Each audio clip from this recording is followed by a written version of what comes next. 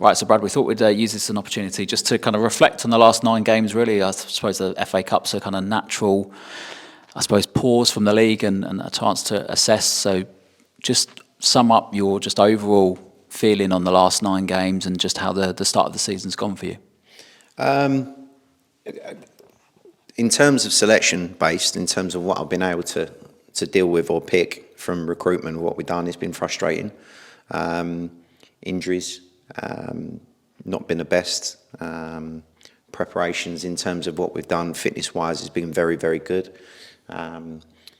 Defensively, solid, look lean, organised, competitive all over the park. The morale's very, very good. The dressing room's very good. Been really pleased with the boys, the lads. Frustrated with a couple of discipline in terms of 2 sending off so early on. We could have dealt with it, I think, personally. Chances in terms of taking chances, it's been quite frustrating as well. But again, it's probably down to personnel and some being injured, some coming back from injury, etc. Playing with different people. But I don't say, I wouldn't say that any team at this moment in time, whoever we've played, has been head and shoulders above us who should be running away with the league or anything like that. I think it's been more of a lot of respect given to us with what we've recruited, what we've done when they've come to us at our ground and away, and how teams have set up in terms of being defensively, in terms of not really coming at us, giving us some respect. But yeah, I think overall there's been improvements again from the squad in terms of when we are starting to now get a run of consistency in terms of 11, possibly 9 players that are starting because of injuries, not because of choice of me making the choice. But I think the boys have done very well. They're understanding that we can play in different formations and different patterns, etc., of what we've been working on. But yeah, I think overall we're not far off of where we want to be in terms of points. And obviously, if we held on to the 3 points on Saturday with 10 men, I think everyone would be saying tremendous start. If you had to pick one game from those 9, what game would you pick in terms of the game where you felt, firstly, your game plan before the game had been executed, but also everything just sort of clicked? If there was a particular game that you could pinpoint for those 9, what would that be? I think I'm going to be greedy. I'm going to say 2, really. One, we can start when we're travelling away from home at 5 o'clock and we find out our goalkeeper's in hospital. Saying that, James has been tremendous and he's going to have a great future in front of him ahead. He's a very, very good goalkeeper. That's probably one. Craig King's from clean sheets moving forward, he's probably, if not, one of the best goalkeepers in the league by a country mile. So I would say that one. I would say Weston-super-Mare away, being 1-0 up. Conceding in that manner and the way we did with how well we started first half, that's possibly something that would have kicked on from that performance. But ultimately, the standout performance, I think, so far was Chelmsford. And you mentioned about Chelmsford. I suppose that was the game where it showed real resilience against a team that was unbeaten. And yes, we had the Yeovil game, but first game of the season, they have to get used to us. Was that a pleasing evening both for the players to kind of, because we'd come off the back of, say, three consecutive draws. Was that the game that perhaps some belief started to come back into the side? I think the best part about it, what I was really admired from the boys, was it was Saturday, Monday. And the back end of it, as obviously, yes, it's frustrating to pick up draws like what you mentioned, but, some people would turn around and say, I'd rather pick up 3 points or a draw and not get beaten and you roll on. But it would be worrying if we wasn't creating chances. It's completely the opposite to that. So I've just been persevering and keep on giving them encouragement in terms of keep getting in them areas that it will be positive and it will fall for you in terms of a training and work on and being persistent with them in terms of having one-to-one chats and putting my arm around them and, you know, really seeing if they're struggling, if they need a rest, and they need to be honest with me like I am with them. So that's down to management. And I think you've seen it of late of, you know, conditions of weathers that we've had to adapt and change and then come in and at half time away at Worthing, after 4 minutes we go out and we get a goal from me speaking about they need to up their game and they're doing this slightly wrong and trust the process and where we triggered the press and it worked into that area to win the ball back and the delivery of the ball from one full-back and the other full-back being on the other side of the park, on the edge of the box. That's positive. And my centre forward there tapping in where I told him to stay. And it works. It works. But, you know, performance-wise, yes, you want to win every single game. It can't. Physicality, you can't. Yes, we was the one to beat Chelmsford, and I think we thoroughly deserved it.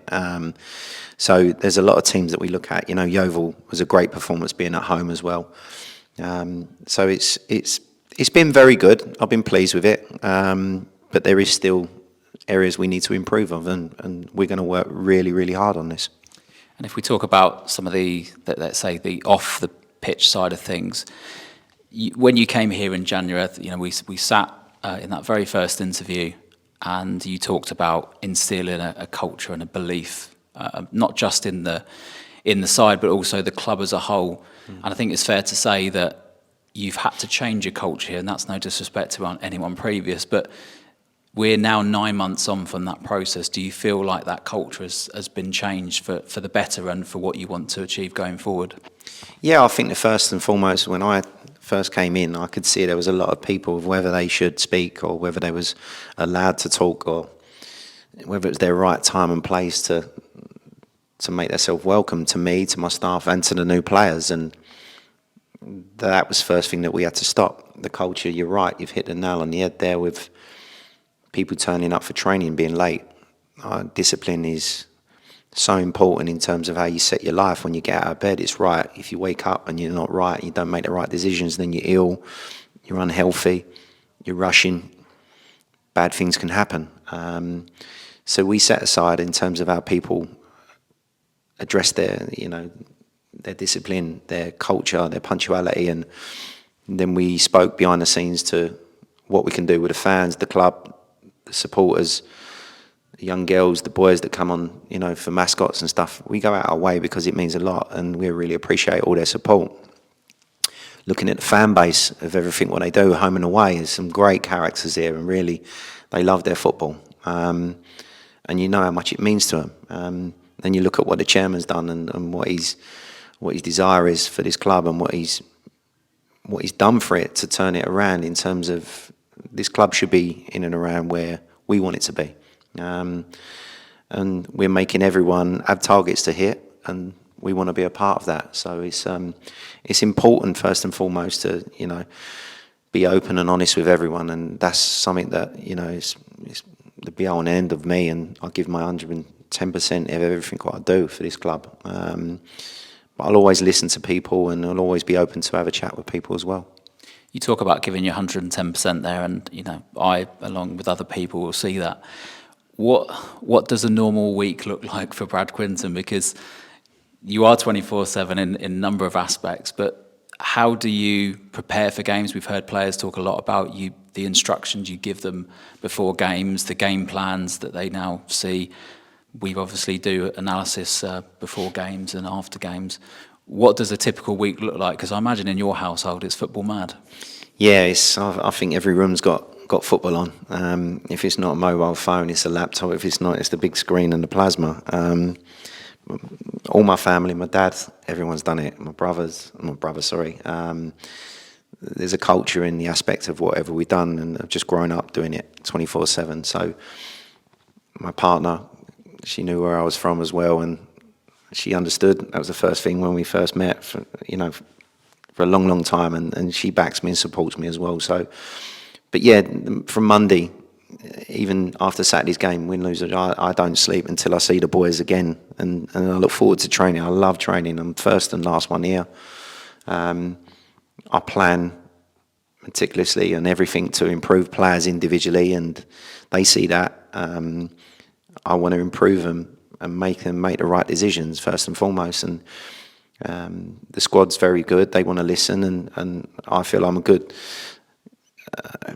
judge of character in terms of whether I see people really want to learn.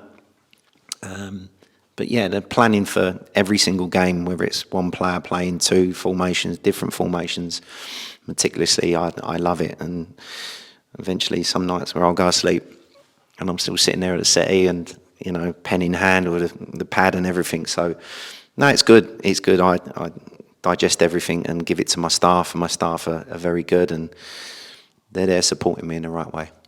We talk about preparation for Saturday for the FA Cup, and that's a fantastic competition for teams at this level.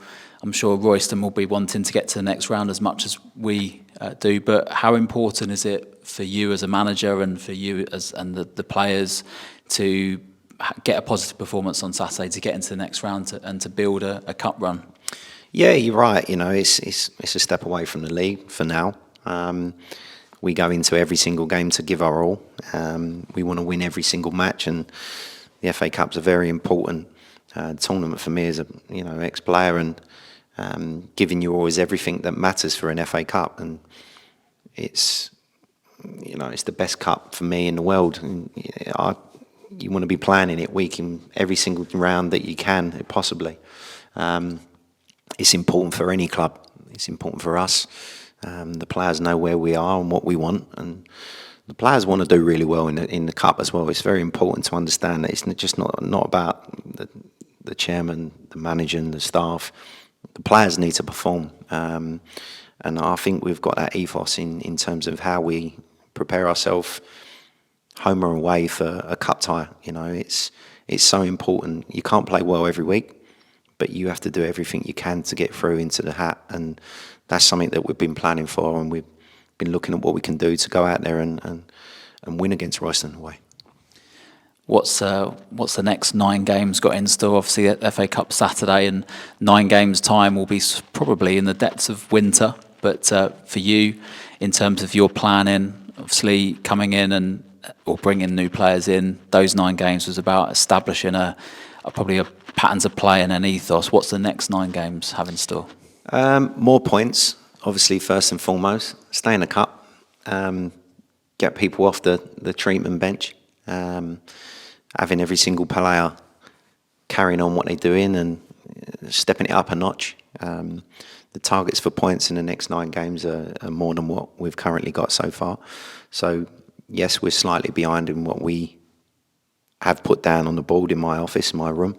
But that's been critical in terms of what we want to do and how we set our goals and how we set our standards. So we're going to improve, we're going to work hard. And by Christmas, you'll be seeing a better squad, a more organised and consistent squad in terms of what I can do with the physio staff and everyone working tirelessly to get too many faces that are in their room, and I want to see more faces sitting out and playing and enjoying winning matches for me and for all the fans. So that's the first thing we've got to improve from now to the next 9 games. But yeah, it's important to stay in and around the pack, and we want to start looking in the right direction and people chasing after us, and that's my goal for the next 9 games.